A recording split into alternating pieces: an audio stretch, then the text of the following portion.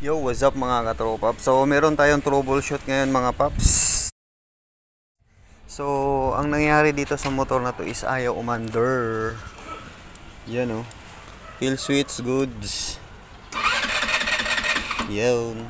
So, ngayon, i-check natin yung spark plug kung may spark ba yung kanyang kurinti. Kurinti ba? Kurinti. So, tingnan natin. Kailangan natin mahawakin kasi isahin lang yung kamayin natin.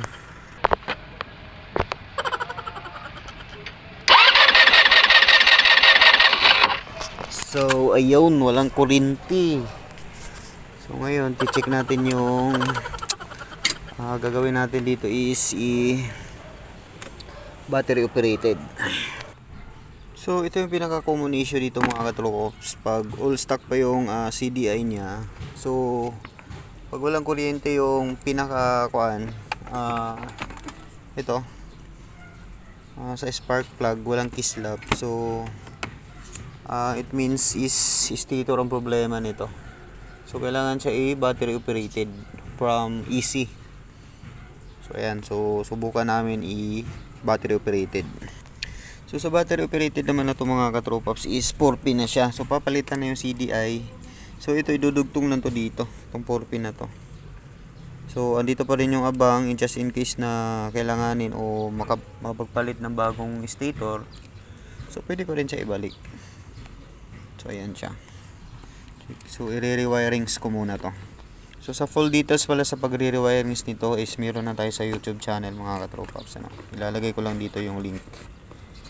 So meron na tayo paano mag-wirings doon at saan siya ikakabit sa mga colors. Okay. A few moments later. So ayan na siya mga paps, gumana na no. So ito CDI ng 4-pin panglifan 110. So check this out. On. Ayun oh, may kuryente na. Yan, okay. So papaandar rin na lang.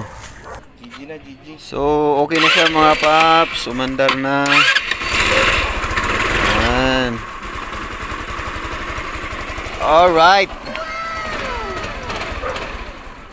So yun lang talaga ang problema. Battery. Yung stator, bumigay na. Ilang taon na to?